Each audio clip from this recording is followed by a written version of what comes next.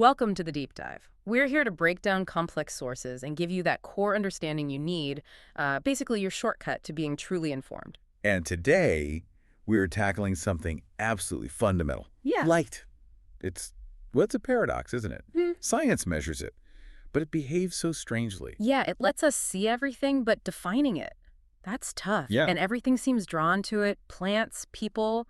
We just instinctively seek it out. And our source material jumps right on this mystery. It points out something fascinating in the original Hebrew. Oh, yeah. What's that? The word for light, and the word for mystery or secret, raz, they have this unexpected connection. Connection how? Through gematria. For anyone maybe not familiar, it's where Hebrew letters have number values. Right, like A1, B2 sort of thing, but for Hebrew letters. Exactly. And when you add up the values for or and raz, they both come out to 207. Wow, okay. So in these texts, that's not just a number game. Same number means... Same essential concept. Deep down, light and mystery share an identity. Revelation and concealment somehow intertwined. That is genuinely fascinating. So how do we get to the bottom of that? Well, we have to go back, right back to the very beginning. Genesis, Bereshit 1.3, the first specific command. Let there be light. Okay. Our goal here is to really understand the purpose of creation itself, Genadi's ultimate mission statement packed into that first instruction. But, okay, first problem already. We hit a wall straight away, don't we? If the point of everything is light, why make it first? Before there was anything for it to even illuminate, light needs something else to shine on. That's precisely the question the sources raise. If light's value is only, for other things, plants, animals, even the sun and moon, later on, what use was it on day one? Yeah. Plants didn't show up until day 3. And you can't just say, oh, it was getting things ready. Right. Because why the big gap? If it was just prep work, you'd make the light right before you made the things that depended on it. It feels odd, out of sequence. Premature, almost. Okay, so that's puzzle number 1, the timing. And then comes puzzle number 2, which is maybe even weirder, this idea of immediate reversal. Reversal, how? Our sages teach that this amazing original light from day 1, it was hidden almost straight away, stored away, they say, for the righteous in the world to come, the ultimate future. Wait, hang on. So Gigi says, let there be light, makes this ultimate thing, and then basically switches it off and puts it in storage. Seems that way initially. But that goes against the whole point of light. Its nature is to reveal, to illuminate. Why create it with that intention only to hide it? Okay, so this is where we need to think about intent. The purpose behind the timing and the hiding. The Midrash gives us this great analogy. Oh, yeah. Think about a king building a palace, a really magnificent one. Okay. He doesn't just, start throwing bricks around. First, he looks at the plans, the blueprints, the detailed diagrams. He sees the finished, perfect palace in his mind or on paper first. Ah, right. That principle we hear a lot. Last in deed, first in thought. Exactly that.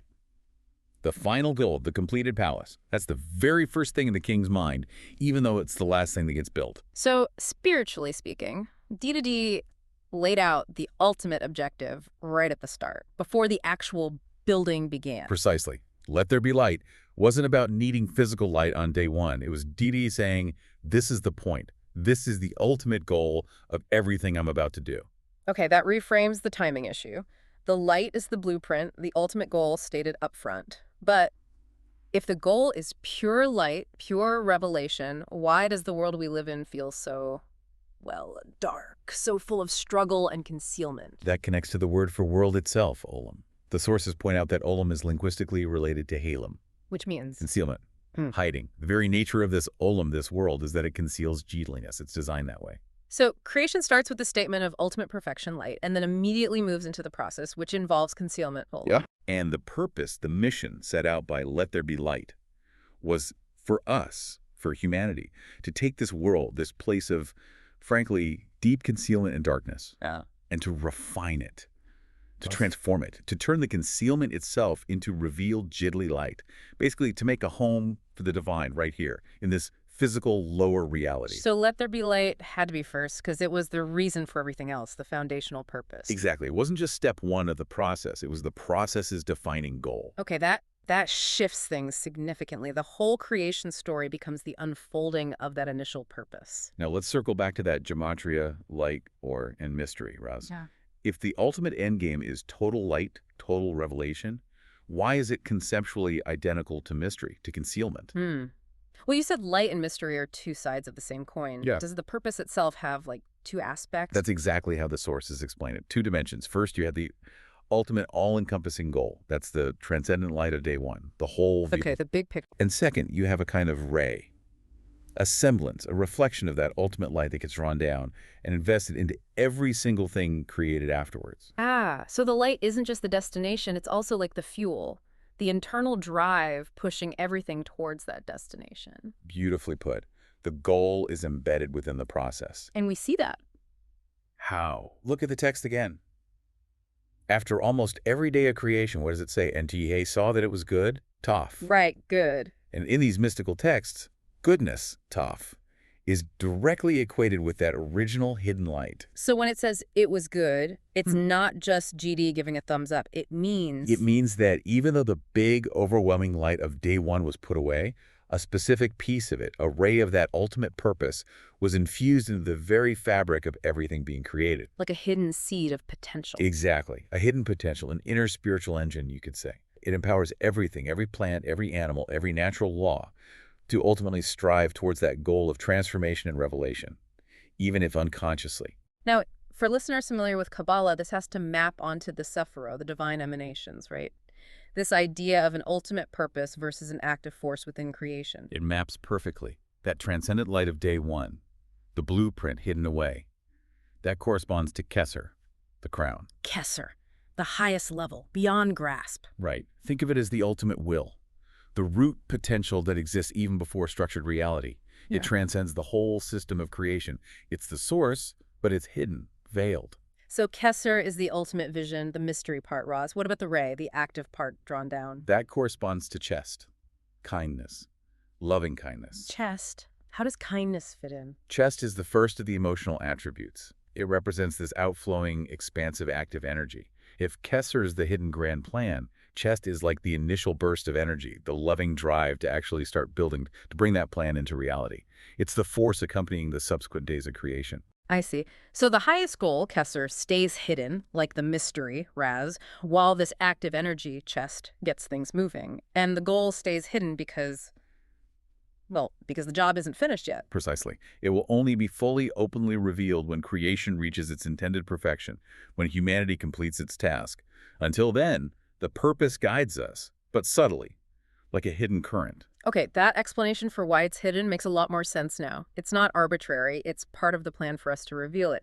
So if this ultimate light is stored somewhere, waiting, where did the sages say G did put it? Simple answer. Profound implications. They teach it was stored in the Torah. Wow. Okay, the blueprint itself holds the light. The instructions contain the goal. Exactly. Which brings this whole cosmic discussion right down to earth, right down to our actions. Because if the light is in the Torah, then revealing that light, achieving that ultimate purpose, depends entirely on us, on engaging with the Torah. Engaging through study, yes, but crucially, through mitzvot, the commandments, the actions. Since learning Torah is meant to lead directly to doing the mitzvot. The Torah becomes the main container for that hidden light, and doing mitzvot is how we kind of unlock it or release it into the world. That's a good way to put it. Our actions, guided by Torah, are what fulfill that original mission statement, transforming the world. So our daily lives should actually mirror that creation pattern. Like when we wake up each morning, it's like our own personal day one. That's the model, yes. Each person is seen as a new creation each day.